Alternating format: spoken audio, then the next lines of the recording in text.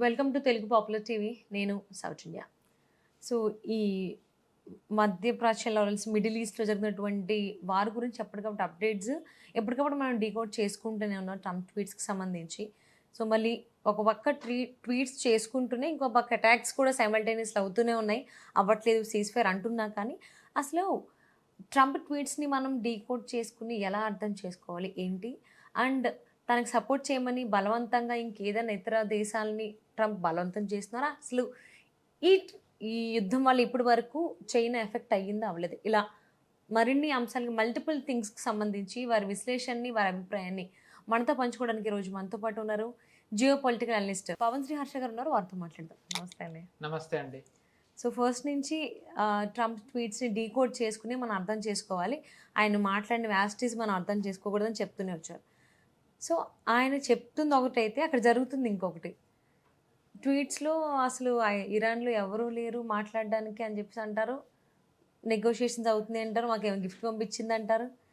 ఇంకోసారి అసలు అక్కడ అంతా మేము నాశనం చేసేసాం. ఇంకా చేయడానికి ఏమీ లేదు. వి ఆర్ ద విన్నర్స్ అంటారు.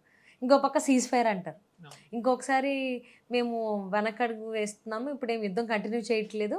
సో, మిలిటరీ స్ట్రెంత్ అంతా ఏం రావట్లేదంటే తీరా చూస్తే మొత్తం డిఫెన్స్ సిస్టమ్ అంతా అటే వెళ్తుంది బేసెస్‌కి. కరెక్ట్. సో, అసలు ట్రంప్ చేసిన ట్వీట్స్, వ్యాఖ్యల్ని ఎలా అర్థం చేసుకోవాలి? ఎగ్జాక్ట్‌లీ అందరూ ఇలా అడగాలనే ట్రంప్ ఇలాంటి ట్వీట్లు చేస్తాడండి. ఓకే. సో, బేసికల్లీ ఏంటంటేనండి, జనరల్లీ ట్రంప్‌ది అందరూ ఇరాటిక్ పర్సన్ అంటారు.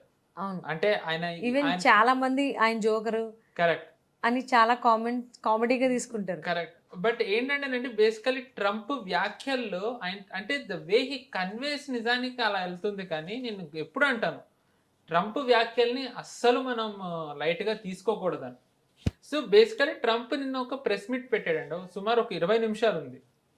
అంటే నేను మీకు గత ఎపిసోడ్‌లో మనం చర్చించుకుంటున్నప్పుడు గ్రేటర్ నార్త్ అమెరికా గురించి చెప్పాను. హ్మ్.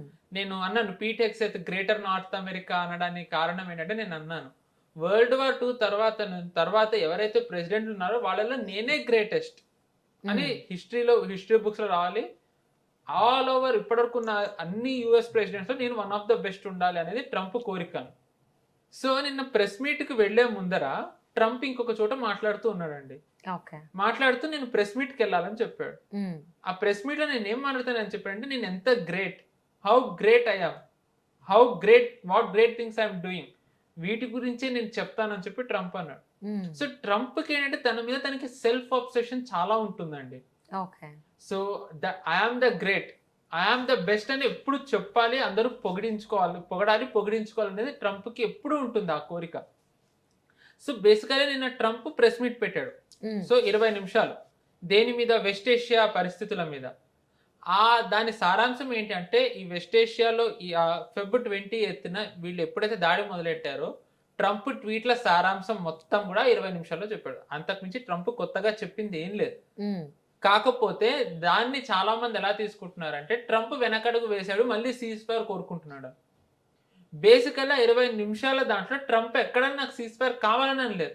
ఇన్‌ఫాక్ట్ చెప్పాలంటే నేను ఇంకా ఎక్కువ చేస్తానన్నాడు. హ్మ్. నేను స్టోన్ ఏజ్‌కి తీసుకెళ్ళిపోతాను ఇరాన్ అని అన్నాడు. బేసికల్లీ ట్రంప్ ఏంటంటే తను ఏదైతే మెయిన్ అల్టిమేట్ గోల్ ఉందో తను దాన్ని చాలా తక్కువ చెప్తాడు. అంటే బేసికల్లీ ట్రంప్ ఒక్కసారి మాట్లాడేది ఇంకోసారి మాట్లాడేసరికి అందరి ఫోకస్ దీని మీద ఉంటుంది. హ్మ్. ఒకేసారి 3, 4 చోట్ల మాట్లాడతాడు. ఒకదానికొకటి సంబంధం ఉండదు. ఎక్కడో ఒక్క చోట ట్రంప్ నిజం చెప్తాడు. కానీ ఓకే. అది ఎక్కువ హైలైట్ అవ్వదు.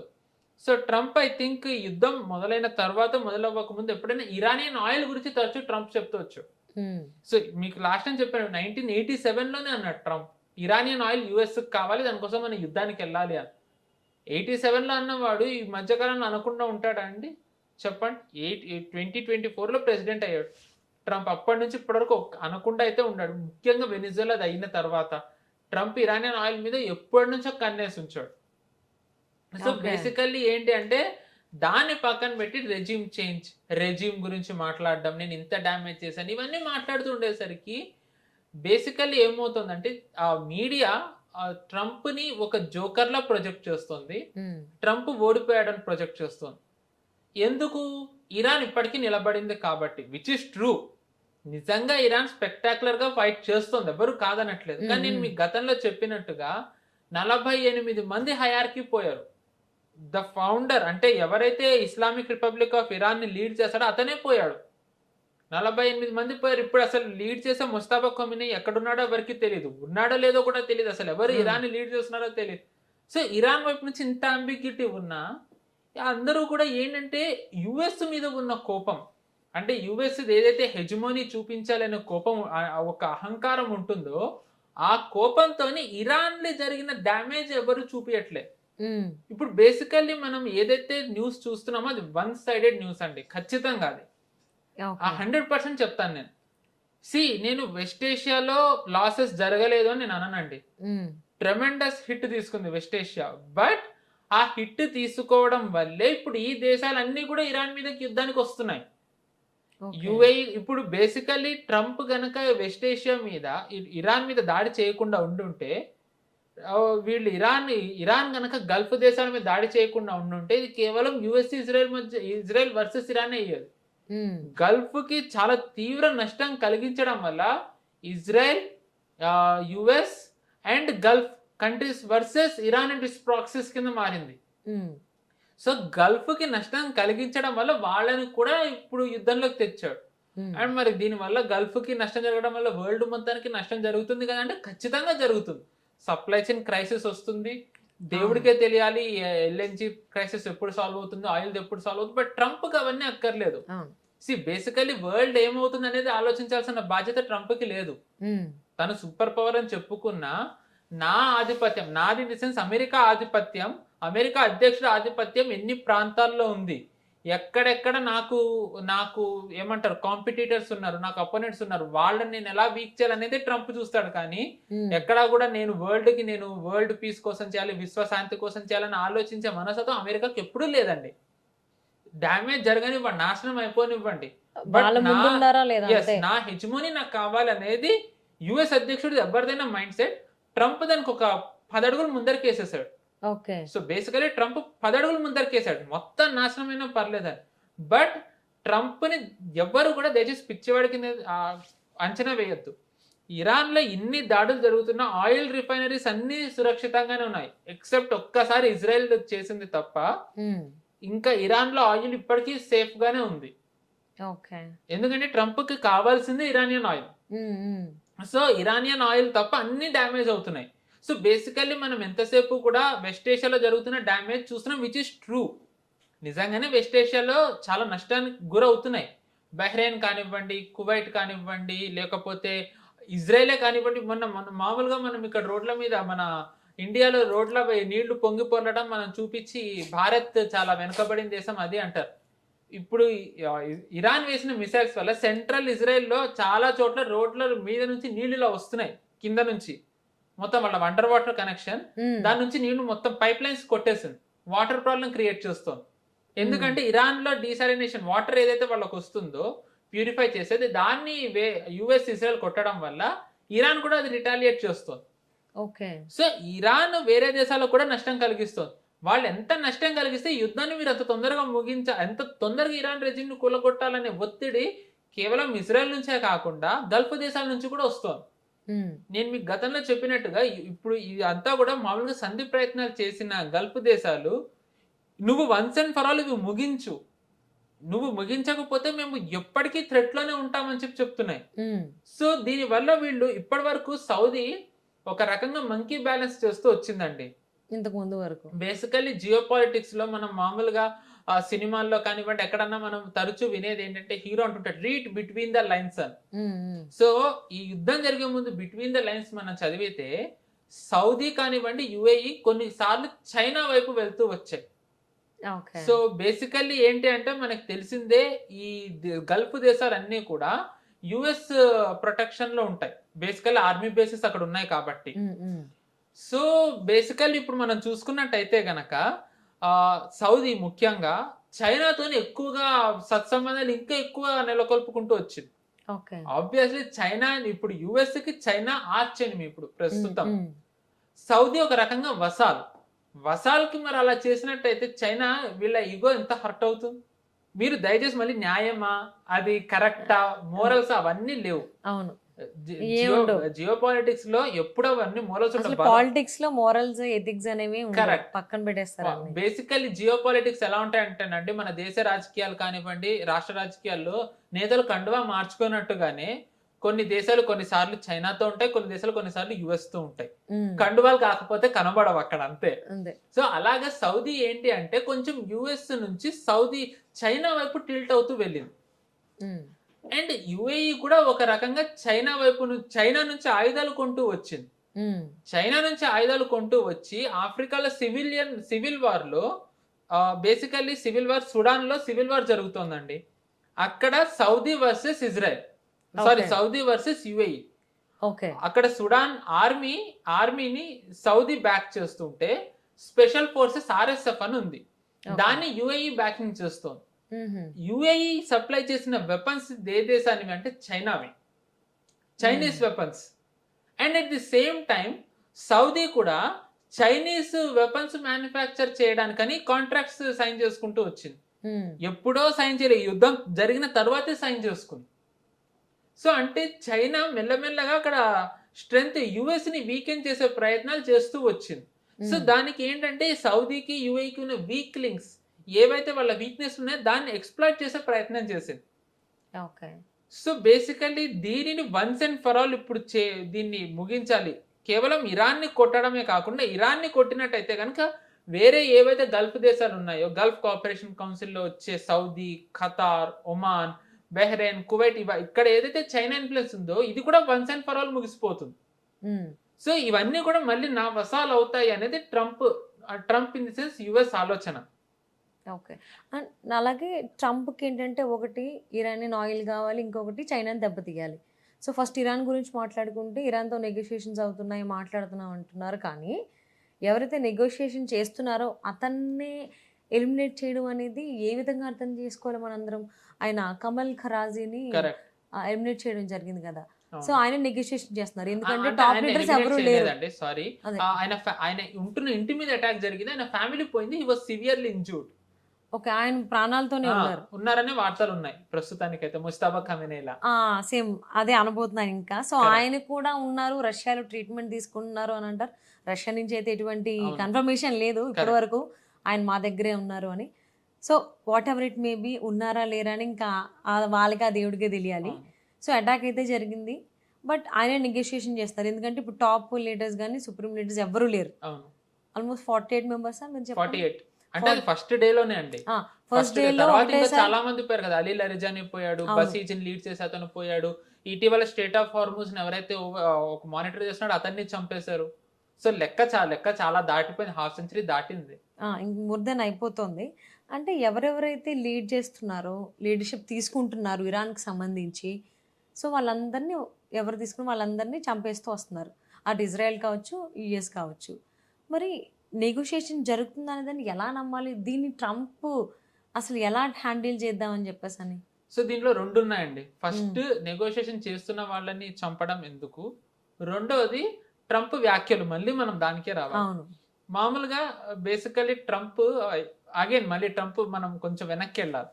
ఒకసారి మాట్లాడితే ట్రంప్ అని నేను ఇప్పుడు కూడా అంటున్నాను, నెగోషియేషన్స్ చేస్తున్నాను, మాట్లాడుతున్నానని. కానీ ఇదే ట్రంప్ గతంలో ఏమన్నాడంటే, ఒకసారి నేను నెగోషియేషన్ చెయ్యాలి అంటే అసలు అక్కడ ఎవరు ఉన్నారో నాకు తెలియదు. అంటే ఏంటంటే ఇప్పుడు నెగోషియేషన్ చేయాలంటే ఒక హయార్కీ ఉండాలి, లీడర్షిప్ ఉండాలి, అందరినీ కల్పించే వాళ్ళు ఉండాలి. అసలు ఇప్పుడు అక్కడ ఎవరు లేరు, నేను ఎవరితోని నేను చేయాలి, నెగోషియేషన్ చేయాలని అన్నాడు. అవును, మరి ఇప్పుడు ట్రంప్ ఎవరితో నెగోషియేషన్ చేస్తున్నాడు? ఎవరు నెగోషియేషన్ చేస్తున్నారు? పోయి నెగోషియేషన్ చేస్తున్న కమల్ ఖరాజీనే ఉన్నాడు. ఇతను పాకిస్తాన్ బేస్ కింద, అంటే పాకిస్తాన్ కేంద్రంగా, ఎందుకంటే ఇది వరకు ఒమాన్ ఉండేది, కానీ ఇప్పుడు ఒమాన్ మీద కూడా దాడి చేయడంతో ఒమాన్ నేను మీడియేషన్ చేయను. సో బేసికల్లీ అందుకని రెండు దేశాలు కలిపి చర్చించుకోవడానికి పాకిస్తాన్ కేంద్రంగా ఒక మీటింగ్ ఏర్పాటు చేయాలని ప్రయత్నిస్తున్న వ్యక్తి కమల్ ఖరాజీ. అతన్ని చంపేశారు. US or Israel or USA చంపేసింది. నెగోషియేషన్ అంటే శాంతికి నెలకొల్పాలనుకుంటున్న వ్యక్తిని చంపేస్తే యుఎస్ వెనకడుగు వేసిందని చెప్పి మనం ఎలా అనుకోవాలి? యుఎస్కి అందరూ అనేది యుఎస్ ఓడింది, యుఎస్కి ట్రంప్ ఎగ్జిట్ కోరుకుంటున్నాడు. బేసికలీ ట్రంప్ తొందరగా వార్ ముగించాలి, నాకు నష్టం వస్తుంది కాబట్టి నేను దీన్ని ముగించాలని కోరుకుంటున్న వ్యక్తి దాన్ని ముగించాలని చెప్పి ప్రయత్నిస్తున్న వ్యక్తిని చంపాడు అంటే నిజంగా యుఎస్ యుద్ధం ఆపాలని కోరుకుంటున్నట్టు ఎలా అనుకుంటామండి? అదే అవును. అంటే జనరల్ అందరికి తెలిసిందే మనుషులకి లాజిక్స్ అవసరం లేదు. మ్యాజిక్‌లు గావాలి అని. కరెక్ట్. సో, బేసికల్లీ సో, నేను అంటున్నాను కదండీ! ఏవైతే మనకి వార్తలొస్తున్నాయో, బేసికల్లీ ఇదంతా కూడా వెస్టర్న్ మీడియాలో చైనీస్ ఫండెడ్ మీడియా ట్రంప్‌ని వీక్‌గా చూపించే ప్రయత్నం చేస్తోంది. హుహు. నేను యూఎస్ వీక్ అవ్వలేదని అనట్లేదండి. ఖచ్చితంగా కొంచెం ఇన్ని అసెట్స్ పోయాయంటే యూఎస్ వీక్ అయ్యే ఉంటుంది. బట్ సీజ్ ఫైర్ చేసేసి ఓడిపోయాను అని ఒప్పుకునేంత వీక్ అయ్యిందా అంటే అది మనకి ఇంకా తెలీదు. జరుగుతున్నవి చూస్తూ ఉంటే. హ్మ్. నేను మరి చైనాస్ ఫండెడ్ మీడియా చైనా ఎందుకు చేయిస్తుందంటే నేను మీకు చెప్తున్నా మిడ్ టర్మ్ ఎలక్షన్స్ వస్తున్నాయని. మిడ్ టర్మ్ ఎలక్షన్స్ వస్తున్న టైంలో సీజ్ ఫైర్ అయ్యింది అని అంటే గనక యూఎస్‌కి చాలా సెట్ బ్యాక్ అది. హ్మ్. సో బేసికలీ ఇప్పుడు ట్రంప్‌కి అంటే రిపబ్లికన్స్ అందరూ చైనాకి యాంటీ ఉంటారు కాబట్టి డెమోక్రాట్స్ ఒక రకంగా ప్రో ఉంటారు. ఎందుకంటే బేసికల్లీ నేను మీకు ఎకోసిస్టమ్ చెప్పాను. రిపబ్లికన్స్‌ని లీడ్ చేసేదంతా కూడా హార్డ్‌కోర్ క్రిస్టియన్స్ అయితే డెమోక్రాట్స్‌ని ఫండింగ్ ఇచ్చేదంతా కూడా కమ్యూనిస్ట్, ఇస్లామిస్ట్ లాబీ అని. హ్మ్. కమ్యూనిస్ట్ అంటే basically we have to understand అది చైనా. హ్మ్. సో బేసికల్లీ ఏంటంటే డెమోక్రాట్స్‌కి హెల్ప్ అవుతుంది. మీరిప్పుడు చూసుకున్నట్టయితే గనక యూఎస్‌లో లోకల్ ఎలక్షన్స్ అవుతున్నాయండి. ఈ లోకల్ ఎలక్షన్స్ అవుతూ ఉన్న టైంలో చాలా చోట్ల అంటే బేసికల్లీ ఏంటంటే యూఎస్‌లో రెడ్ స్టేట్, బ్లూ స్టేట్ అని చాలా మటుకు డివైడ్ అయిపోతాయి. ఓకే. అంటే ఇప్పుడు మన దగ్గరలాగా చాలా పార్టీలుండవు. హ్మ్. మన దగ్గర ఉన్నట్టు. అక్కడ ఏంటంటే కొన్ని ఇప్పుడు కాలిఫోర్నియా ఉంది. కాలిఫోర్నియా ఏంటి అంటే అది డెమోక్రాట్ స్టేట్. అంతే హ్మ్. అది ఫిక్స్. టెక్సాస్ ఉంది. అది రిపబ్లికన్ స్టేట్. హుహు. ఇలా ఫ్లోరిడా ఉంది. అది రిపబ్లికన్ స్టేట్. ఇలా ఫిక్స్ అయిపోయి ఉంటాయి. చాలా కొన్ని స్టేట్స్ స్వింగ్ అవుతాయి. అంటే ఓకే. ఒకసారి రిపబ్లికన్స్‌కేస్తే ఇంకొకసారి డెమోక్రాట్స్. సో, హుహు. ఇవి చాలా కొన్ని స్టేట్స్ అవి కొన్ని సార్లు జరుగుతూ ఉంటాయండి. సో, ఇప్పుడిలా అక్కడ జరుగుతున్న కొన్ని స్థానిక ఎన్నికల్లో రిపబ్లికన్స్ కొన్ని సెట్ బ్యాక్స్ వస్తున్నాయి. హుహు. సో, ట్రంప్‌కి కూడా తెలుసు తన మీద ఒత్తిడి ఎంతుందో. సో, దాన్ని మార్చాలి అంటే గనక ట్రంప్ ఇప్పుడు నేను వెనక్కి వస్తే దాన్ని తను ఎలా ప్రజల్లో తను ప్రొజెక్ట్ చేసుకుంటాడు? హ్మ్. తనకది చాలా అవమానం అది. అండ్ ఇక్కడ చైనా గెలిచినట్టు.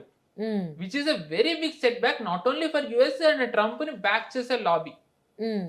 సో, ఖచ్చితంగా ఏది జరిగినా సరే యుద్ధం కొనసాగాలి. అక్కడ రెజిమ్ చేంజ్ ట్రంప్ అయిందంటున్నాడు. మరి ట్రంప్ రెజిమ్ చేంజ్ అయ్యింది అనడాన్ని అబద్ధం చెప్తున్నాడా? లేకపోతే నిజంగానే ట్రంప్‌కి ఫేవరబుల్ వాళ్ళు అక్కడ ఆల్రెడీ వచ్చేసారా? టైమ్ చూసుకొని వాళ్ళ అసలు రంగు బయట పెడతారా మనకి తెలీదు. హ్మ్. హ్మ్. అగైన్ ఎందుకంటేనండి ఇది బేసికల్లీ చాలా మందికేంటంటే మన దగ్గర యూఎస్ మీద ఉన్న కోపంతోని ఇరాన్‌ని సమర్థిస్తున్నారు. కొంతమంది ఐడియాలజికల్ దాని వల్ల ఇరాన్‌ని సమర్థిస్తున్నారు. కొంతమంది లిబరల్స్ యూఎస్‌ని బ్యాకింగ్ చేస్తున్నారు.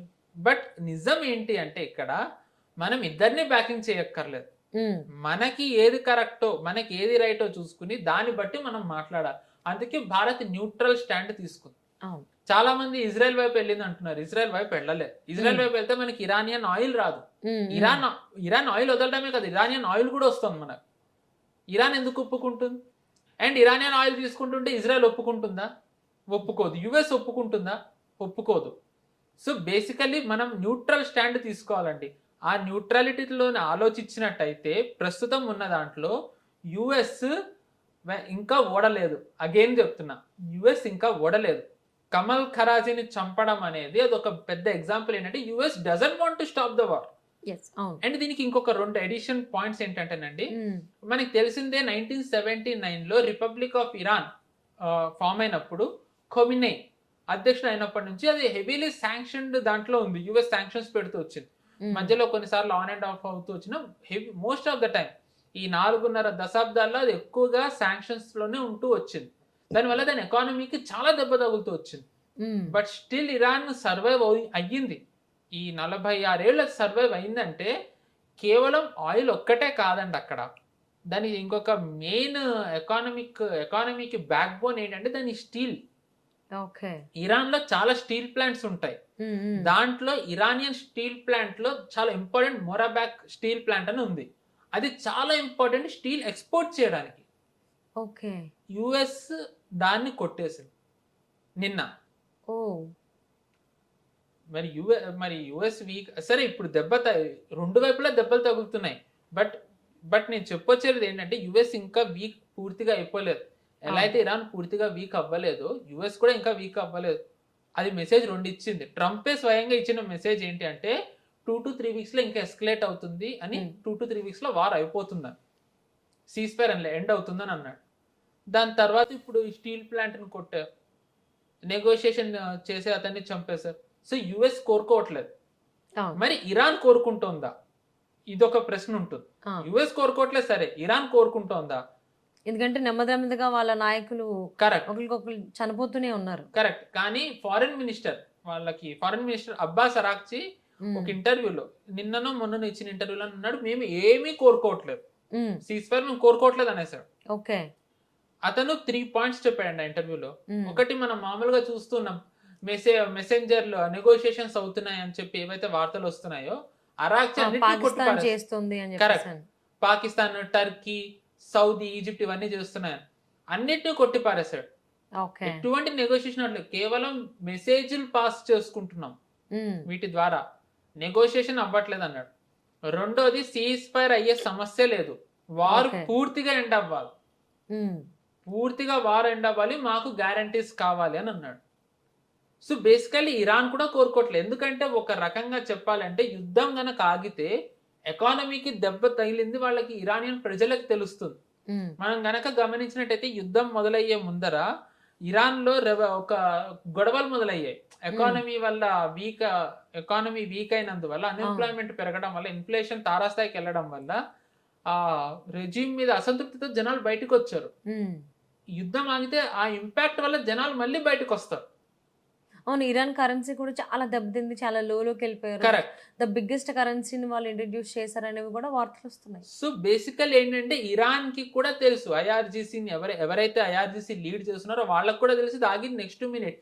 ఎందుకంటే ఒకవేళ ఆగినా వాళ్ళు శాంక్షన్స్ లోనే ఉంటారు, వాళ్ళు రివైవ్ అవ్వలేరు. ఎస్పెషల్లీ ఇప్పుడు వాళ్ళకి ఇంకా దెబ్బలు తగిలాయి. మీకు మొన్న చెప్పినట్టుగా ఇస్ఫహాన్ ప్లాంట్, అమ్యునిషన్ ప్లాంట్ ని కొట్టారు, ఇప్పుడు వాళ్ళ ఎక్స్పోర్ట్ స్టీల్ ని కొట్టారు. అండ్ వాళ్ళు ఇవన్నీ రివైవ్ చేసుకుంటారా, లేకపోతే వాళ్ళ ఎకానమీని రివైవ్ చేసుకుంటారా? కష్టం వాళ్ళకి అది. సో జనాల నుంచి తిరుగుబాటు వస్తుంది. అలాగని వాళ్ళు నిరంతరం యుద్ధంలోనే ఉంటారంటే they could be figuring out a way. But అది అయ్యేంత వరకు వాళ్ళు కూడా వెనక్కి వెళ్ళట్లేదు మనకు తెలుస్తున్న దాన్ని బట్టి. సో ఇద్దరు యుద్ధమే కోరుకుంటున్నారు. అవును, అందరూ ముగ్గురు, ఇందులో ఇజ్రాయెల్ కూడా యుద్ధమే కోరుకుంటుంది, వెనకడికి వేయట్లేదు ముగ్గురు. సో ట్రంప్ ఈ యుద్ధం ఎందుకు చేస్తున్నారు అనేది మనకు తెలిసిందే. ఒకటి, ఇరాన్ ఆయిల్ కావాలి, ఇందాక మనం అనుకున్నట్టు. ఇంకొకటి, చైనాని దెబ్బ కొట్టాలి ఫినాన్షియల్. కానీ ఇక్కడ వచ్చినటువంటి వార్తలు ఏంటి అంటే, చైనాని దెబ్బతీయాలనుకున్న ట్రంప్కి అది నెగిటివ్ అవుతుంది, ఈ యుద్ధం వల్ల కొన్ని దేశాలు చైనా వైపు మొగ్గు చూపుతున్నాయి అనేటువంటి వార్తలు వస్తున్నాయి. ఇవి ఎంతవరకు వాస్తవం, ఏమి ఆ దేశాలు అంటే? బేసికల్లీ అండి, మీరు చెప్తుంది నేటో, యూరోపియన్ దేశాలు. మనం చూసుకున్నట్టయితే ఈ యుద్ధం మొదలైనప్పటి నుంచి ఇది మాది కాదు, మేము ఎట్టి పరిస్థితుల్లో మేము ఈ యుద్ధంలో పాల్గొనము అంటున్నవి నేటో దేశాలు, ముఖ్యంగా యూరోపియన్ దేశాలు. జర్మనీ మాది కాదంది, ఇటలీ ఎయిర్ స్పేస్ ఇవ్వనంది, పోలాండ్ అయితే యుఎస్కి ఏవైతే పేట్రియాట్ మిసైల్స్ ఇచ్చినా మిసైల్స్ ఇవ్వననేసింది. అడిగితే నేను నీకెందుకు ఇస్తాను, నా ప్రొటెక్షన్ కి నేను కొనుక్కున్నవి, నువ్వు అడిగితే నేను ఎందుకు ఇస్తాను. గ్రీస్ కూడా ఐ థింక్ ఎయిర్ స్పేస్ ఇవ్వనో ఏదో ఇలాంటివి వచ్చాయి. సో బేసికల్, అండ్ ఫ్రాన్స్ మనకి తెలిసిందే ముందు నుంచే ఎంత వ్యతిరేకంగా ఉందో. ఆ కక్షతోనే ఇమాన్యుయల్ మ్యాక్రాన్ మీద వ్యక్తిగత వ్యాఖ్యలు కూడా చేశారు. భార్య కొట్టిందని చెప్పి, అది ఇప్పటికీ ఇంకా నయం అవ్వలేదని చెప్పి ట్రంప్ నిన్న ప్రెస్ మీట్ లో. సో బేసికల్లీ ఏంటంటేనండి, యూరోపియన్ కంట్రీస్ ఈ యుద్ధంలోకి దిగడం లేదు. అవును, ఈవెన్ సపోర్ట్ చేయమంటే కూడా మేము చేయమని చెప్పి. కరెక్ట్, అగైన్ ఇది వర్డ్స్ అండి. ఎందుకంటున్నానంటే వర్డ్స్ అని చెప్పి, అండ్ దీని వెనక కూడా కారణం ఉంది, అది చెప్తాను. బట్ దానికంటే ముందు చిన్నది ఏంటి అంటే, అగైన్ ఈ నరేటివ్ కూడా యూరోప్ అగేన్స్ట్ ఉంది అనేది కూడా పటాపంచలు చేస్తూ మనకు వస్తున్నవి ఏంటి అంటే న్యూస్ మనం చెప్తున్నాం తరచు, మనం కూడా మాట్లాడుకుంటున్నాము. యుఎస్ ఫోర్సెస్ అన్ని కూడా వెస్ట్ ఏషియాలోకి మూవ్ అవుతున్నాయి. మెరీన్ కమాండోస్ కానివ్వండి, పారాట్రూపర్స్, ఎస్ఏ వాళ్ళ స్పెషల్ ఫోర్సెస్, ట్రిపోలి యుద్ధం కావచ్చు, అన్ని అక్కడే ఇవన్నీ వస్తున్నాయి అని చెప్పి, దీనికి అడిషనల్ గా ఆస్ట్రేలియా స్పెషల్ ఫోర్సెస్ పంపించింది వెస్ట్ ఏషియాలో ల్యాండ్ అయ్యారు వాళ్ళు. And air to air missiles ఇచ్చింది, okay. Air to air missiles ఇచ్చింది అండ్ ఏవాక్స్ ఇచ్చింది. ఏవాక్స్ అంటే ఏంటంటేనండి బేసికల్లీ ఇవి airborne early warning control అని చెప్పి ఎయిర్ ఫోర్స్ వాళ్ళు వాడతారు. మనం బేసికల్లీ ఏంటంటే మన ఫైటర్ మనం దాడి చేసే ముందర మనం శత్రు భూమిలోకి వెళ్ళే ముందర వాళ్ళ దగ్గర ఎయిర్ డిఫెన్స్ ఎక్కడుంది, ఎలాంటి మిసైల్స్ ఉన్నాయి, గ్రౌండ్ సిచ్యువేషన్ ఏంటి, వాళ్ళ బేసుల్లో ఎలాంటివి ఉన్నాయి, వాటి సామర్థ్యం ఏంటి అనేది మనకి తెలియాలి అంటే ఒక అసెస్మెంట్ కావాలి. అవును. And at the same time మనవి కూడా మనది అసెస్మెంట్ ఇచ్చేది, ప్రొటెక్ట్ చేయడం, ఇదంతా చేసేదే ఏవాక్స్, airborne early warning control. ఇప్పుడు మనం చూసాం యుఎస్ది ఏవాక్స్ కి దెబ్బ తగిలింది, అది నిజం. యుఎస్ ఏవాక్స్ ని దెబ్బ కొట్టింది. సో దాన్ని భర్తీ చేయడానికి ఆస్ట్రేలియా పంపిందా మరి మనకి తెలీదు. అండ్ ఏవాక్స్ వచ్చాయి అంటే మీకు చెప్పాను, శత్రు దేశంలోకి వెళ్లే ముందర వయా త్రూ ఎయిర్ ఆ గాలిలోనే ఉండే అసెస్మెంట్ అంతా ఇస్తుందని. ఒకవేళ సీస్ఫైర్ కోరుకునేటిదే ఉంటే గనక యుఎస్ ఆ ఏవాక్స్ ఎందుకు వాడడానికి తెచ్చుకుంది? ఆస్ట్రేలియా పంపింది అంటే అది ఉత్తినే పంపదు కదండి, అవును, యుఎస్ అడిగితేనే పంపిస్తుంది. సో అంటే వాళ్ళు అటాక్ కి వాళ్ళు కోరుకున్నారు కాబట్టే వాళ్ళు పంపారు. And air to air missiles కూడా పంపారు. కమింగ్ టు యూకే మనం చూస్తున్నాం, కీర్ స్టార్మర్ తరచూ వ్యాఖ్యలు చేస్తూ వచ్చాడు, ఇది నాది కాదు, నేను పోరాడను, నేను చెయ్యను, వర్డ్స్ అన్ని. యాక్షన్ లో చూసేసరికి వాళ్ళ స్పెషల్ ఫోర్సెస్ వాళ్ళు ఎవరైతే ఉంటారో SAS వాళ్ళు కూడా ఆన్ ద వేనో ఆల్రెడీ వచ్చేసారు వెస్ట్ ఏషియా. యూకే కూడా పంపింది అండ్ యూకే కూడా దాని వెసల్స్ ని పంపింది, నెసెసరీ ఎక్విప్మెంట్ ని కూడా యుఎస్ కి ఇస్తుంది. ఓకే. సో నెమ్మదిగా ఇతర దేశాలన్నీ యుద్ధంలో పాల్పంచుకుంటున్నాయి. కరెక్ట్. అంటే ఇవన్నీ వాటికి అవి అంటే వాళ్ళే వచ్చి జాయిన్ అవుతున్నారు. ట్రంప్ ఏమైనా బెదిరింపులకి గురి చేశారు అనుకోవాలా? ఒత్తిడండి. సో నేను మీకు గతంలో చెప్పాను, ఇటలీలో కానివ్వండి, జర్మనీలో కానివ్వండి, టర్కీలో కానివ్వండి, కేవలం ఎయిర్ బేస్లే లేవు, వీళ్ళ న్యూక్లియర్ వెపన్స్ ఉన్నాయి. యుఎస్ న్యూక్లియర్ వెపన్స్ ఉన్నాయి. అంటే ఒక ఎయిర్ బేస్ ఉన్నందుకే ఒక కంట్రీ మీద పెత్తనం చేయొచ్చు అని అనుకుంటే, అంటే నాకు ఆధీనం ఉంది, నేను కమాండ్ చేయొచ్చు అనుకుంటే, ఆ దేశాన్ని 24 గంటలు యుఎస్ న్యూక్లియర్ వెపన్స్ కాపాడుతున్నాయి. అలాంటప్పుడు వాళ్ళకి ఇంకెంత వాళ్ళు గ్రిప్లోకి వెళ్ళిపోయి ఉండాలి యుఎస్ కి. మనం మామూలుగా న్యూక్లియర్ వెపన్స్ ఉన్న దేశాలు ఏంటంటే ఏవి అని అంటే అందరూ అనే వ్యాఖ్యలు ఏంటి, యుఎస్, చైనా, ఫ్రాన్స్, యూకే, దాని తర్వాత రష్యా, పాకిస్తాన్, భారత్ అని అంటారు. నార్త్ కొరియా వచ్చింది, ఇజ్రాయెల్ ఒప్పుకోలేదని. యూకే న్యూక్లియర్ వెపన్స్ ఏవైతే ఉన్నాయో అవి ఇండిపెండెంట్ కిందనే అందరూ గుర్తిస్తారు. కానీ ఇటీవల నిన్న ప్రెస్ మీట్ తర్వాత యూకే ఎంపీ, ఇప్పుడు ఏదైతే అధికారంలో ఉందో లేబర్ పార్టీ ఎంపీ ఏమన్నాడంటే, మన సొంతంగా న్యూక్లియర్ డిటరెంట్ పెట్టుకోవాలి, మన సొంతంగా నేషనల్ సెక్యూరిటీని మనం డిజైన్ చేసుకోవాలన్నాడు. అంటే న్యూక్లియర్ డిటరెంట్ మనం సొంతంగా చేసుకోవాలి అని అంటే ఇప్పుడున్న న్యూక్లియర్ మిసైల్స్ ఎవరివని యూకేలో, యూకేవి కాదు అని ఇండైరెక్ట్లీ చెప్పారు. అంటే న్యూక్లియర్ బటన్ ఏదైతే ఉందో అది 10 డౌనింగ్ స్ట్రీట్ లో లేదు, యూకే ప్రైమ్ మినిస్టర్ చేతిలో లేదు, వాషింగ్టన్ లో ఉంది, ఓవల్ ఆఫీస్ లో ఉంది, వైట్ హౌస్ లో ఉంది, యుఎస్ ప్రెసిడెంట్ చేతుల్లో ఉంది. అంటే టెక్నికల్లీ యూకే కూడా యుఎస్ అండర్ లోనే ఉంది. అంటే మొత్తం యూరోప్ లో స్వతంత్రంగా న్యూక్లియర్ మిసైల్స్ ఉన్న ఒకే ఒక్క దేశం ఫ్రాన్స్. ఓకే. సో బేసికల్లీ ఏంటంటేనండి వర్డ్స్ ఇవన్నీ కొన్ని దేశాలు రెసిస్ట్ చేస్తున్న మాట వాస్తవమే, ఫ్రాన్స్ బాగా రెసిస్ట్ చేస్తుంది. సో బేసికలీ దీనికి కారణం ఏంటంటేనండి, ఈ యుద్ధం జరిగే ముందర యూరోప్ ఎక్కువగా ఇన్వెస్ట్ చేసిన యుద్ధం దేని మీద అంటే రష్యా యుక్రెయిన్. సో వాళ్ళు రష్యాని శత్రువుగా చూస్తారు, రష్యా నుంచి తక్కువ ధరకు వచ్చే ఆయిల్ ని కానీ ఎనర్జీని కానీ వాళ్ళు వద్దనుకున్నారు. వాళ్ళు యుక్రెయిన్ కి వాళ్ళు సమర్థత ఇస్తున్నారు, యుక్రెయిన్ పక్షాన నిలబడ్డారు.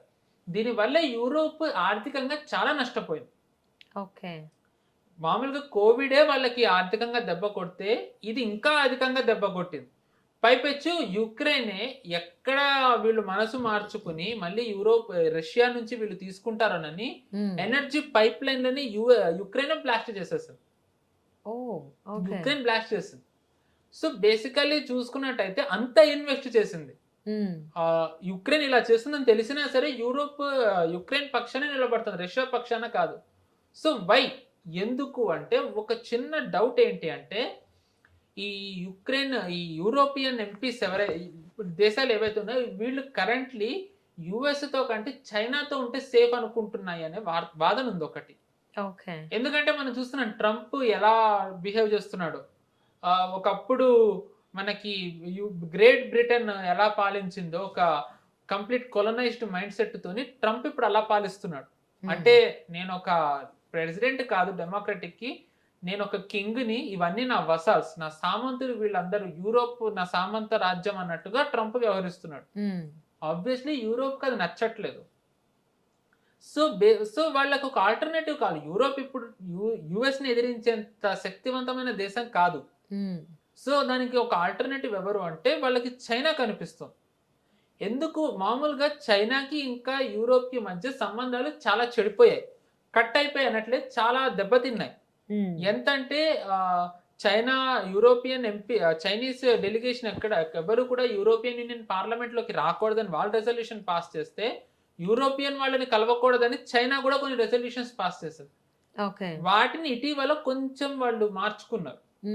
చైనీస్ డెలిగేషన్ యూరోపియన్ పార్లమెంట్ కి కలవచ్చని, యూరోపియన్ ఎంపీసీ చైనాకి రావచ్చని. ఇన్ఫాక్ట్ ఒక డెలిగేషన్ ఇప్పుడు చైనా వెళ్తారు. అంటే ఇది ఎలా ఉందంటే మీరు చెప్తుంది మన శత్రువుకి శత్రువు మనకి మిత్రుడు అన్నట్టు.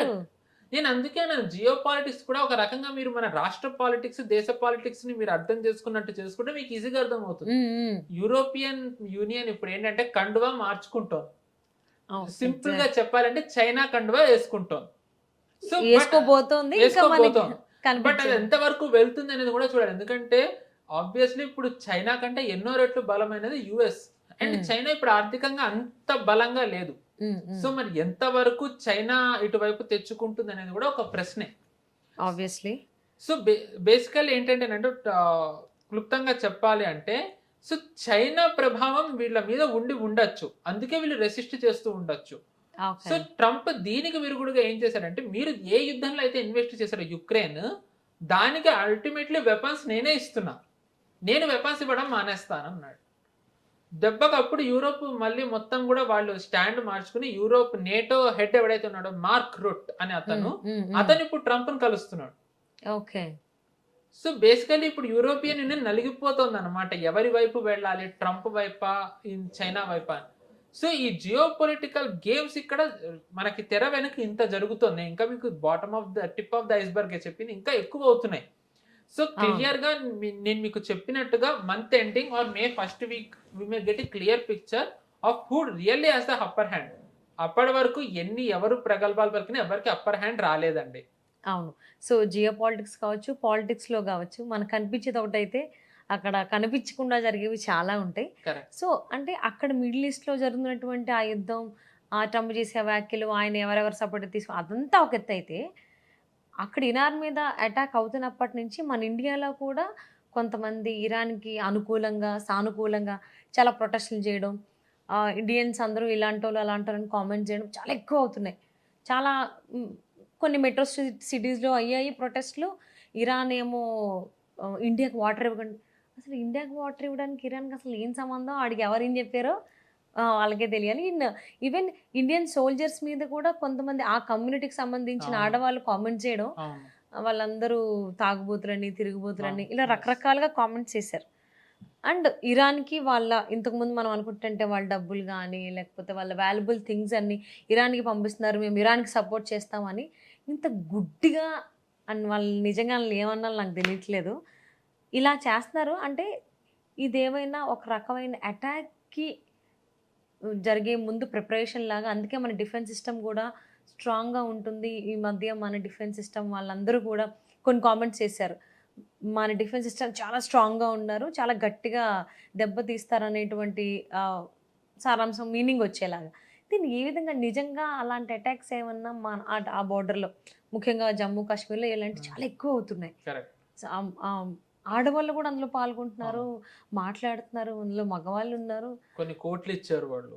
ఈవెన్ కాశ్మీర్ని మేము హెజ్బుల్లా చేస్తామనేటువంటి కామెంట్స్ చేసుకుంటూ రోడ్ల మీద అంతే ర్యాలీలు చేశారు. ఏ ధైర్యంతో వాళ్ళు ఇండియాలో ఉండి అలా చేసి ఉండొచ్చు అసలు? అంటే దీని వెనక అసలు ఏం జరుగుతుంది? సో బేసికల్లీ ఇది వాళ్ళ ఎలిజియన్స్ అండి. సో నేను అదే అంటాను కదా, బేసికల్లీ చెప్పాలంటే ఇక్కడ ఉన్న Muslim community at the end of the day వచ్చేసరికి వాళ్ళ లాయల్టీ ఎప్పుడైనా సరే వెస్ట్ ఏషియాలోకే ఉంటుంది. ఎవరు ఎన్నన్నా చెప్పనివ్వండి, it may hurt many people. ఇప్పుడు మీరే స్వయంగా చెప్పారు, ఇప్పుడు మనం ఆ వీడియోలో చూస్తున్నాం, భారతదేశాన్ని రక్షించి కాపాడుతున్న ఆర్మ్డ్ ఫోర్సెస్ కంటే అసలు మన సరిహద్దుల్లో లేని ఇరాన్ కోసం వాళ్ళు మాట్లాడుతున్నారు మరి అంటే వెళ్ళిపోవచ్చు కదా ఇరాన్కి, ఇక్కడ ఎందుకు ఉంటున్నారు? వెళ్ళరు. ఇంత ఇష్టం లేనప్పుడు అక్కడ దేశంలో ఉండడం ఎందుకు? వెళ్ళిపోండి ఇరాన్కి.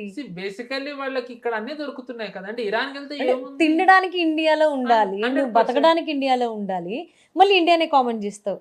బేసికల్లీ అగైన్ ఇది మనం వెళ్ళినట్టయితే గనక ఇది డెమోగ్రఫీ చేంజ్ చేయాలి కదండి. గజ్వాయ్ హింద్ అవ్వాలి కదా. ఏదైతే అది డ్రీమ్ ఉందో అది చెయ్యాలంటే అందరూ కనుక భారత్ వదిలేసి వెళ్ళిపోతే ఎలా అవుతుంది? ఉంటేనే కదా డెమోగ్రఫీ చేంజ్ అవుతుంది. మనం ఇప్పుడు వెస్ట్ బెంగాల్ చూస్తున్నాం, కాశ్మీర్ చూసాం. మనం చూసాం 1990s వరకు ఉన్న కాశ్మీరీ పండిట్లు ఇప్పుడు ఎక్కడున్నారు? భాగ్యనగరంలో ఉన్నారు, వేరు మహారాష్ట్రలో ఉన్నారు, అక్కడ అంతా ఉన్నారు. అలాంటిదే మనం వెస్ట్ బెంగాల్లో చూసాం. వెస్ట్ బెంగాల్లో ఇప్పుడు భారత్కి వెస్ట్ బెంగాల్ ఉంది కదండి. వెస్ట్ బెంగాల్ ఇంకా బంగ్లాదేశ్ బార్డర్ రీజన్స్ ఏవైతే ఉన్నాయో అక్కడ ఎందుకు లేరు హిందూస్? కొన్ని 14 ముస్లిం దేశాల కంటే ఎక్కువ ముస్లింలు కేరళలో ఉన్నారు అంటే ఎంతమంది నమ్ముతారు? 14 ముస్లిం దేశాల కంటే ఎక్కువ జనాభా కేరళలో ఉన్న ముస్లింలది. ఇది ఎంతమంది ఒప్పుకుంటారు ఇది చెప్తే? My God. సో అగైన్ ఇప్పుడు మనం వీళ్ళది మాట్లాడుకున్నట్టయితే కనుక at the end of the day వీళ్ళు ట్రూలీ అ థ్రెట్. ఇప్పుడు ఎందుకు అంటున్నానంటే పెహల్గాం జరిగింది ఫారెన్ నుంచి, పాకిస్తాన్ నుంచి వచ్చారు. కానీ వాళ్ళు అంతకాలం అక్కడ ఉన్నారంటే వాళ్ళకి శరణ్ ఎవరిచ్చారు? ఆ కాశ్మీర్ లో ఉన్న వాళ్ళే కదండి. కాశ్మీర్ లో ఉన్న వాళ్ళే. ఇప్పుడు ఐఎస్ఐని మనం తిడతాం, ఐఎస్ఐ ఇప్పుడు ఇక్కడ చాలా మంది స్పైస్ ని పట్టుకుంటున్నారు. వాళ్ళు పాకిస్తాన్ నుంచి వచ్చిన వాళ్ళు కాదు, ఇక్కడ లోకల్సే ఇస్తున్నారు స్పైస్. ఎందుకు? సో అది ఐడియాలజికల్ అండి అది. సో ఇది దీంట్లో జియో పాలిటిక్స్ అంత వెతకక్కర్లేదు, ఇది సింపుల్ గా ఐడియాలజికల్. వీళ్ళది ఏంటంటే బేసికల్లీ భారత్ది హిందూ మెజారిటీ నుంచి ముస్లిం మెజారిటీ చేయాలి, గజ్వాయ్ హిందూ చేయాలి. దానికి చేయాలంటే డెమోగ్రఫీ చేంజ్ అవ్వాలంటే మీరు అన్నట్టుగా వాళ్ళు వెళ్ళిపోతే అవ్వదు, వాళ్ళు ఉండాలి ఇక్కడ, చేయాలి. Yeah, again let's hope it will not happen. I hope it will not happen, but ఏంటంటే we are under constant threat అండి, that is for sure. అదే అంటే ఇలాగా అంత ధైర్యంగా బయటకు వచ్చి మాట్లాడగలుగుతున్నారంటే ఏ ధైర్యంతో ఇంతలా మాట్లాడుతున్నారు, ప్రొటెస్టులు చేస్తున్నారు, రోడ్డు మీదకి వచ్చి ర్యాలీలు చేస్తున్నారు అనేది నా డౌట్. ఎందుకంటే ఇప్పుడు వాళ్ళు ఏం చేసినా ఆబ్వియస్లీ బీజేపీ గవర్నమెంట్ వచ్చిన తర్వాత నుంచి మోదీ గారి మీద ఉన్న ముద్ర ఏంటి? మైనారిటీస్ ని తొక్కేస్తున్నారు. నిజంగా మైనారిటీస్ ని తొక్కేస్తూ ఉంటే ఆ మైనారిటీకి సంబంధించిన వాళ్ళే బయటికి వచ్చి ర్యాలీలు ఎలా చేస్తారు? నేను ఫస్ట్ నుంచి చెప్తున్నాను భారత్ న్యూట్రల్ ఉందని. భారత్ న్యూట్రల్ ఉండాలని నేను అంటున్నా, కానీ ఈ దేశంలోని ముస్లిమ్స్ న్యూట్రల్ ఉన్నారా? లేరు. బేసికల్లీ షియా సున్నీస్ కి పడదు అనేది ఓపెన్ కాన్సెప్ట్, అది అందరికీ తెలిసిందే. జమ్మూ కాశ్మీర్ మీరు మాట్లాడారు కాబట్టి చిన్న ఎగ్జాంపుల్ అండి. షియాస్ అంటే బీజేపీ వచ్చేంత వరకు, ఆర్టికల్ 370 తీసేంత వరకు షియాస్ వాళ్ళ ఫెస్టివల్స్ చేసుకోలేకపోయారు, అక్కడ సున్నీస్ చేసుకొని ఇవ్వలేదు. బట్ షియాస్ ఇప్పుడు వాళ్ళ ఎలిజియన్స్ ఎవరికి ప్రకటించారు? ఇరాన్ కి ప్రకటించారు, నాట్ ఫర్ భారత్. అదే జమ్మూ కాశ్మీర్ లో పెహల్గాం దాడి జరిగితే సాలిడారిటీ ప్రకటిస్తూ గుప్పెడు మంది వచ్చారు, వేళ్ల మీద లెక్క పెట్టేంత మంది మనకు కనిపించారు. అందులో కొంతమంది కేవలం చూపించడానికి మాత్రమే వచ్చారు, నవ్వుతూ ఉన్నారు కెమెరా ముందర. ఇప్పుడు వాళ్ళందరూ ఏడుస్తూ రోడ్ల మీద ర్యాలీలు చేస్తున్నారు. అనడం కాదు, కంపారిజన్ 1990s లో బయటికి ఎలా అయితే వచ్చారో కాశ్మీరీ పండిట్లను వెళ్ళగొట్టడానికి ఆల్మోస్ట్ అంతే జనాభా ఇప్పుడు బయటకు వచ్చారు. అక్కడ అందులో కేవలం షియాస్ ఉంటేనే అంతమంది రాలేరు కదండి. సో మీరు చూడండి, షియా సున్నీస్ ఉన్నంత వరకు వాళ్ళు కొట్టుకుంటారు, కానీ వాళ్ళు భారత్ విషయం, హిందువుల విషయం వచ్చేసరికి వాళ్ళు కలిసిపోతారు. ఎందుకంటే వాళ్ళ ఐడియాలజీ అలా ఉంటుంది. వాళ్ళది ఏంటంటే వాళ్ళ ఐడియాలజీని వాళ్ళకి అలా ఉంది. ఇప్పుడు ఇక్కడే చాలా మంది హైదరాబాద్ లో షియాస్ సున్నీ మెజారిటీ ఏరియాస్ ని వేకేట్ చేసేసారు, ఎందుకంటే వాళ్ళు చేయలేకపోతున్నామని. కానీ అదే షియాస్ హిందూ మెజారిటీ ఏరియాలోకి వస్తారు, మేము అక్కడ ఫెస్టివల్స్ బాగా చేసుకోగలుగుతున్నాం అంటారు. ఒక్కసారి అక్కడ డెమోగ్రఫీ చేంజ్ అయితే మళ్ళీ వాళ్ళ ఎలిజియన్స్ ఎటు ఉంటుందో మనకు చెప్పక్కర్లేదు. సో ఇది ఐడియాలజికల్ అండి ఇది. దీన్ని మనం జియో పాలిటిక్స్ లో కలపక్కర్లేదు. ఇది ప్యూర్ ఐడియాలజికల్. ఇది వీళ్ళు ఎవ్వరు మీరు అనుకుంటున్నట్టు వాళ్ళు వెళ్ళరు. వాళ్ళు జనాభాని ఇక్కడ ఉంచుకుంటారు, పెంచుకుంటారు, వేరే వైపు నుంచి ఇన్ఫిల్ట్రేషన్ కి సహకరిస్తారు, డెమోగ్రఫీ చేంజ్ చేస్తారు. ఇది అంటే చేస్తారు ఇన్ ది సెన్స్ చేస్తారని సమర్థించట్లేదు, వాళ్ళ ఐడియాలజీ అలా ఉంటుంది. డెమోగ్రఫీ చేంజ్ చేసి గజ్వాయ్ హింద్ చేయాలనేది వాళ్ళది. ఖురాసన్ అని ఏదైతే ఉంటుందో అది దీన్నే అంటారు వాళ్ళు. భారత్ మనం భారత్ అంటాము, వాళ్ళు హిందుస్థాన్ అంటారు. నిజంగా వాళ్ళకి ఏంటంటే దీన్ని ఖురాసన్ చేయాలని. ISISK అంటే ఖురాసన్ అది ఇదే, వాళ్ళ లక్ష్యం అదే. మనం దీనికి వ్యతిరేకంగానే మనం పోరాడుతున్నాం. దురదృష్టవశాత్తు హిందువులకు అది తెలియకుండా ఇది కేవలం మన ఇది చెప్పే వాళ్ళందరూ హిందూ ఫెనెటిక్స్ అయిపోతారు. ఏంటంటే వాళ్ళ వరకు వచ్చేంత వరకు తెలియదు, అది అంతే. దేవుడికి ఏం దండం పెట్టుకోవాలంటే ఆ రోజు ఎప్పటికీ రాకూడదనే మనం దండం పెట్టుకోవాలి. అంటే ఓన్లీ దండం పెట్టుకోవడమే కాదు, దానికి సంబంధించి హిందువులు కూడా పోరాడాలి, లేకపోతే అది జరగదు. అంటే ఏవైతే ఇవన్నీ ర్యాలీస్ అవన్నీ జరుగుతున్నాయో దీన్ని అడ్డు పెట్టుకొని అక్కడ కాశ్మీర్లో కానీ అక్కడ మన ఆ బోర్డర్ లైన్లో ఏమన్నా అటాక్స్ చేసే ఛాన్స్ ఉందా? దానికోసం ఏమన్నా ప్లాన్ చేస్తున్నారా? అందుకే మన డిఫెన్స్ సిస్టమ్ స్ట్రాంగ్గా ఉంది, చాలా బాగా మేము ఫైట్ చేయడానికి ఉన్నాము అని మాట్లాడడం, ట్వీట్స్ పెట్టడం కావచ్చు, లేకపోతే కొన్ని హోలీ ప్లేసెస్కి, కొన్ని పుణ్యక్షేత్రాలకి వెళ్ళి అక్కడ పూజలు చేయడం కానీ, ఇవన్నీ కలుపుకొని చూస్తే, లింకప్ చేసుకుంటే ఏదో అక్కడ అటాక్ జరగబోతుంది కాబట్టి ఇవన్నీ జరుగుతున్నాయని అనుకోవచ్చా? ఇది చాలా వాస్ట్ సబ్జెక్ట్ అండి మీరు అడిగింది. రీసెంట్ చూసుకుంటే బట్ క్లుప్తంగా ఒక 5 నిమిషాల్లో చెప్పాలి అంటే మీకు ఒక చిన్న ఉదాహరణ కాదు, ఒక చిన్న ఇన్సిడెంట్ రీసెంట్లీ జరిగింది. ఏంటంటే రాజ్నాథ్ సింగ్ గారు ఒక ట్వీట్ చేశారు. ఓకే, మన డిఫెన్స్ మినిస్టర్ ఆయన చేసిన ట్వీట్ ఏంటి అంటే, ప్రస్తుతం ఉన్న పరిస్థితిని ఆసరాగా చేసుకుని మన నేబర్ మిస్అడ్వెంచర్ చేసే అవకాశం ఉంది. ఒకవేళ అదే చేసినట్టయితే వాళ్ళు ఊహించినటువంటిది ఇప్పటివరకు మేము చేయనటువంటి దాడి మీ మీద చేస్తామని ఆయన చెప్పారు ఓపెన్ గా. ఇప్పుడు అంత దాడి ఎవరు చేయగలరండి?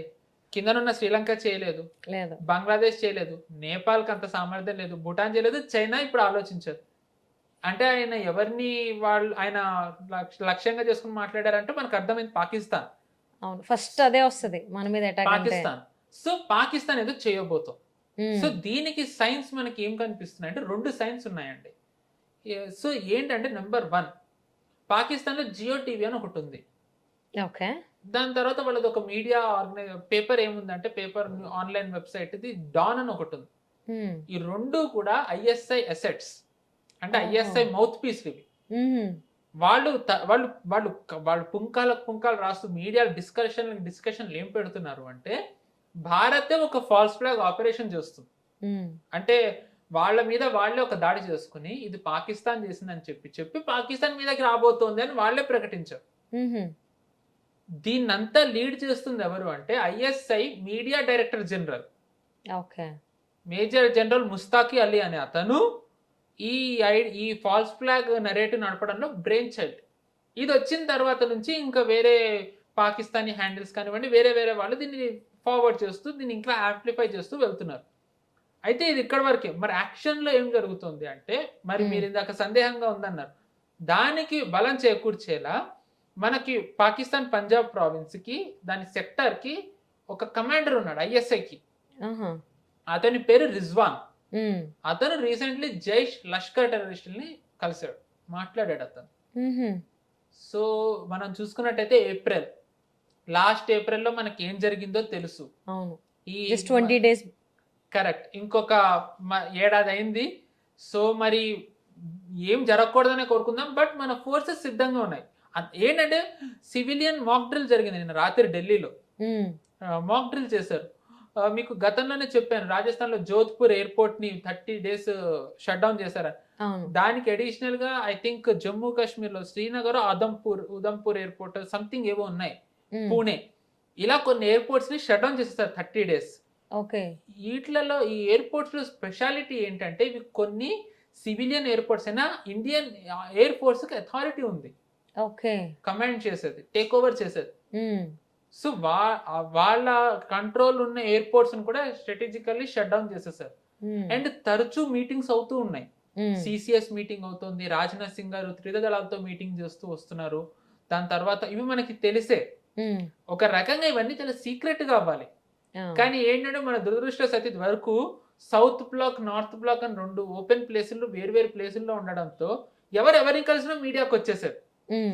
అంటే నిజానికి ఒక వార్త ఏముందంటేనండి, అజిత్ దోవల్ గారు బాలాకోట్ ఎయిర్ స్ట్రైక్ చేసే ముందర పుల్వామా దాడి తర్వాత రాత్రిపూట ఆటోలో వెళ్ళారని అంటారు. ఢిల్లీ మీడియా సర్కిల్స్ లో ఉన్న వాళ్ళు కొంతమంది డిఫెన్స్ ఎక్స్పర్ట్స్ కానివ్వండి, వీళ్ళు ఏమంటారంటే ఆటోలో రాత్రిపూట వెళ్ళేవారు పిఎం ఇంటికని, సో దట్ ఎవరికి తెలియకూడదు that they are planning something అని. అది ఎందుకంటే మనది అంతా ఓపెన్ అయిపోయింది. ఒక చోటు ఉంటుంది, ఇంకో చోటు ఉంటుంది. కానీ సెంట్రల్ విస్టా ప్రాజెక్ట్ వచ్చిన తర్వాత అన్ని ఒక చోట కన్సాలిడేట్ అయిపోయాయి. ఆ కన్సాలిడేట్ అవ్వడం వల్ల ముఖ్యంగా ప్రధానమంత్రి కార్యాలయం అక్కడే ఇప్పుడు ఎన్ఎస్సీ కూడా ఉంటారు, రా చీఫ్ అక్కడే ఉంటారు, అండ్ హోమ్ మినిస్టర్ ఐబీ ఒక ప్లేస్ లోనే ఉంది. సో అంటిల్ అండ్ అన్లెస్ ప్రభుత్వం అధికారికంగా చెప్తే తప్ప, ఆ ప్రభుత్వం ఏమైనా లీక్ చేస్తే తప్ప ఏది బయటికి రావట్లే. సో ఇప్పుడు మనకి తెలిసే ఇన్ని మీటింగ్లు అవుతున్నాయి, తెలిసే ఇన్ని చర్చలు అవుతున్నాయి, అంటే తెలియకుండా తెర వెనక ఇంకెన్ని అవుతున్నాయో అది ఇంకా మనం ఊహించక్కర్లేదు. ఈ న్యూస్ కూడా లీకేజ్ కావాలనే చేస్తున్నారేమో అని కూడా మనం చెప్పలేం. అంటే basically hope for the best and prepare for the worst. So present ఇప్పుడు మన వాళ్ళు అదే చేస్తున్నారండి. సో మనం చూస్తున్నాం లాస్ట్ 1 year లో కొన్ని 10ల సంఖ్యలో టెర్రర్ సెల్స్ ని మన వాళ్ళు ఇక్కడ బస్ట్ చేశారు. 2019 ముందర జమ్మూ కాశ్మీర్ లో సుమారు 600 మంది, కొన్నిసార్లు 1000 మంది ఫారెన్ పాకిస్తానీ టెర్రరిస్టులు ఉండేవాడు. ఇప్పుడు అది 40-50కి దిగింది. 40 అంటే మీరు ఒక్కసారి వాళ్ళు ఎంత వీక్ అయ్యారో మీరు ఒక్కసారి ఊహించండి. బట్ సమస్య ఏంటంటే మనం 100 సార్లు గెలవాలి, వాళ్ళు ఒక్కసారి గెలిస్తే చాలు. దేవునికి ఏదైనా పెట్టుకుంటే వాళ్ళు ఒక్కసారి కూడా ఈసారి గెలవకూడదు. పుల్వామా లాంటిది, పెహల్గాం లాంటిది మళ్ళీ జరగకూడదు. సో మరి మన వాళ్ళ దగ్గర ఏం నిఘా సమాచారం ఉందో తెలీదు. బట్ రీసెంట్లీ చాలా యాక్టివిటీస్ జరిగాయి, అంటే చాలా టెర్రర్ సెల్స్ ని బస్ట్ చేశారు. అండ్ అన్నోన్ గన్మెన్ కూడా కొంతమంది టెర్రరిస్ట్ లీడ్ చేసే వాళ్ళని చంపేయడం కూడా జరిగింది. మురిద్ కే మసీదులోనే మదర్సాలో పోయాడు. దాని తర్వాత Hafiz Saeed brother and Lashkar e Taiba financier ని చంపేశాడు. అండ్ లష్కర్ ఏ తోయిబా ఖైబర్ పఖ్తూన్వా ఆపరేషన్స్ ఎవరైతే లీడ్ చేస్తున్నాడో అతను పోయాడు. సో యాక్టివిటీస్ అన్ని జరుగుతున్నాయండి ఇన్ పాకిస్తాన్, ఇన్ భారత్ అన్ని జరుగుతున్నాయి. We are prepared. So I think మన ప్రభుత్వానికి ఏదో నివేదిక వచ్చింది, ఏదో చేయబోతోందని, అందుకే జనాలను కూడా సిద్ధంగా ఉంచుతున్నారు. అందుకే ఎక్కువ మాక్ డ్రిల్స్ కూడా జరుగుతున్నాయి. జైసల్మేర్ లో ఇప్పుడు జరిగింది అని చెప్పారు లాస్ట్ టైం. కరెక్ట్.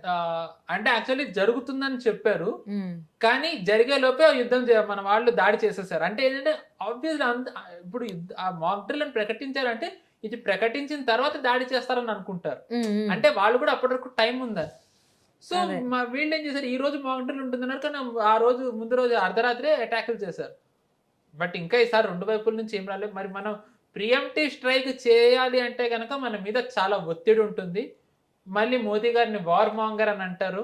మళ్ళీ రుజువేది, సాక్ష్యం ఏది అని చెప్పి మన విపక్షాలు మోదీ గారిని ప్రశ్నిస్తాయి.